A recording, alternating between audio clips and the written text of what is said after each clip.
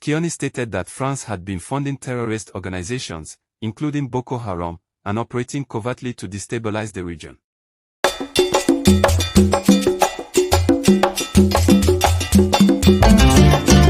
Welcome back to AfriPlus News Channel, your trusted voice for uncovering the truth behind the headlines. If you're new here, please like this video, share it with others, and subscribe to our channel for more critical updates and well-researched African news analysis like this one. Your support helps us reach more people with the truth that matters. Also, don't just watch, engage. We want to hear your opinions. What do you think about what you're about to hear? Drop your thoughts respectfully in the comment section. Every voice counts, and this conversation is one that affects us all. Disclaimer: this video is produced strictly for informational and educational purposes. The views and allegations expressed by individuals mentioned in this video do not represent the position of AfriPlus News Channel. We do not promote hate speech, violence, or misinformation. We aim to present publicly available claims and contextual analysis based on credible sources while encouraging healthy public discourse. All viewers are urged to verify facts independently and engage in critical thinking. General Abdourahmane Tchiani, the interim leader of Niger, has ignited a storm of controversy across Africa and beyond.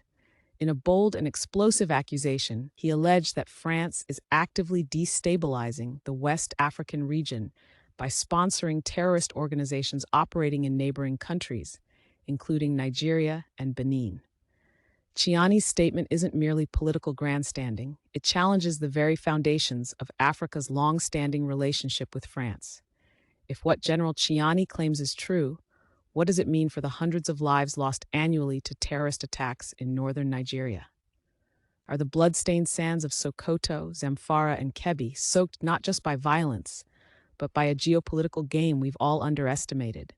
In a recent national address, General Abdourahmane Tchiani, the leader of Niger's transitional government following the July 2023 military takeover, dropped a political bombshell. He accused France, the former colonial power and longtime military actor in the Sahel, of directly sponsoring terrorist groups in the region. Tchiani stated that France had been funding terrorist organizations, including Boko Haram, and operating covertly to destabilize the region. According to him, these groups are active not only in Niger but also in Nigeria's Sokoto, Zamfara, and Kebbi states, as well as in Benin Republic. These accusations come at a time when France has already been forced to withdraw its troops from Mali, Burkina Faso, and most recently, Niger. But this time, the charges are far more severe than military overreach, they are about deliberate subversion. Tchiani further pointed fingers at Ahmed Abubakar Rufai, the former head of Nigeria's National Intelligence Agency, alleging he helped train and equip these militants. That's not a casual accusation, it's a direct link between African leadership figures and the alleged Western-backed destabilization of the region. Akwai wata shawara da ake yi amma shugabannin Najeriya sun san da ita. These claims strike at the heart of a painful paradox. The same foreign powers that present themselves as allies in counterterrorism may be the very forces enabling the chaos from behind the curtain. Is this the bitter truth Africa has been too afraid to confront? According to Tchiani, France has provided substantial financial support to extremist groups, including Boko Haram, which continues to torment communities in northern Nigeria and beyond.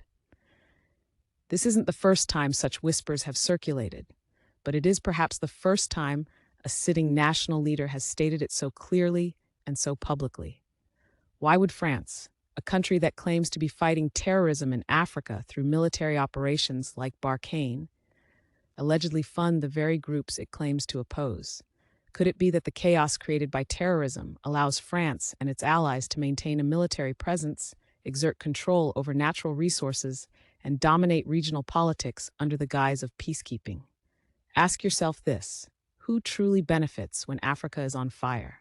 The allegations stretch beyond Niger's borders. Tchiani says these groups are active in Sokoto, Zamfara, Kebbi, and even in Benin Republic. These are areas where terrorism has devastated families, displaced millions, and destroyed economies. What if the enemies our people have been fighting for over a decade are not just radicalized militants, but tools in a much larger geopolitical chess game? If true, These allegations could force us to re-examine everything we've been told about the war on terror in Africa. Do our leaders truly know who the real enemy is, or have some simply chosen to look away? Perhaps the most shocking part of Chiani's accusation was the implication of Ahmed Abubakar Rufai, the former head of Nigeria's National Intelligence Agency. According to Chiani, Rufai played a crucial role in training and supplying these terrorist groups. If that's accurate, it would represent a disturbing betrayal from within. This raises painful questions about accountability, transparency, and the real extent of foreign influence within Africa's own intelligence networks.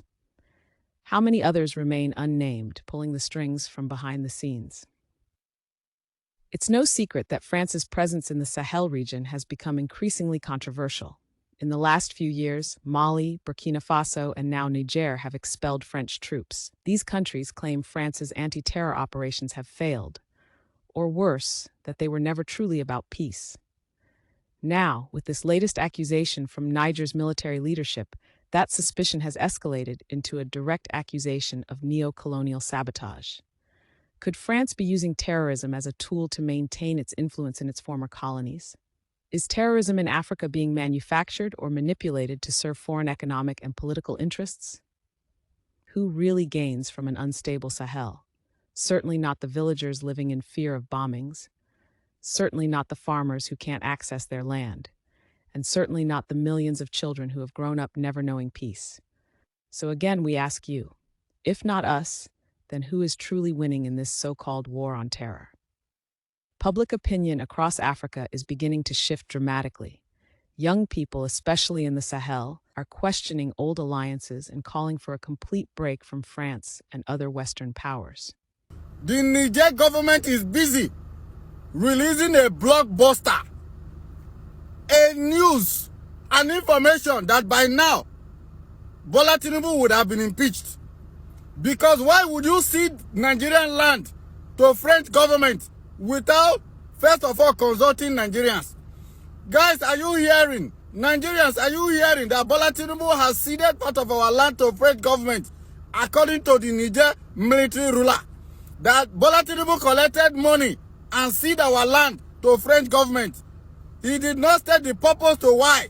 But this is bad. This is bad in this country. Oh. Bola Tinubu, why would you want to sell Nigeria? What is going on? Are you guys hearing now that even media is not reporting anything about it? To the point where Boko Haram has been so strengthened to the point where they are now using drones to be attacking helpless Nigerians. And yet the military is there, chasing shadows, blocking road that is leading to the southeastern region, collecting money on the road. What a shame on the Nigerian government. What a shame on the military. Why would you be there? Boko Haram will be busy using drones to be attacking helpless Nigerians. What a shame. Across social media platforms, many are supporting Chiani's bold stance. They say his words echo what they've suspected for years, that Africa's enemies aren't just in the mountains or forests, but sitting in embassies, boardrooms, and government offices. At the same time, others remain skeptical. They argue that such accusations need proof, hard evidence, not political theater. So we ask our viewers, where do you stand? Do you believe Chiani is exposing a dark truth, or simply playing politics with fire? The implication of Benin in these accusations also carries serious weight. Known as one of the more stable nations in the region, Benin has increased cooperation with France in recent years. But Chiani claims that even Benin is not safe from infiltration by France-sponsored terrorist networks. If this is true, it means no country is truly immune, and that loyalty to Western allies doesn't guarantee peace. What does that mean for nations like Ghana, Ivory Coast, and Senegal? Could they be next? How deep does this rabbit hole go? And more urgently, what can African countries do to protect themselves, not just from extremists with guns, but from foreign interests with billion-dollar agendas? Dear viewers, this is no ordinary accusation. If what General Chiani claims is even partly true, then the war on terror in Africa is not just about ideology. It is about manipulation, betrayal, and neo-colonial conquest. It is about Africans being made to suffer so that others can profit, dominate, and extract. The time has come for Africans to ask difficult questions, to demand truth from our leaders, transparency from our partners, and justice for the lives destroyed by an invisible hand we may have overlooked for too long. Let us not sleepwalk through this moment in history. Let us engage, investigate, and awaken. If you found this analysis helpful, like this video, share it with others, and subscribe to AfriPlus News Channel for more in-depth African-centered analysis. We promise to keep asking the hard questions. And don't forget, your opinion matters. We want to hear your voice. Drop your thoughts respectfully in the comments. Was General Chiani right to expose France? Or is there more to this story than meets the eye? Until next time, stay informed, stay bold, and stay African.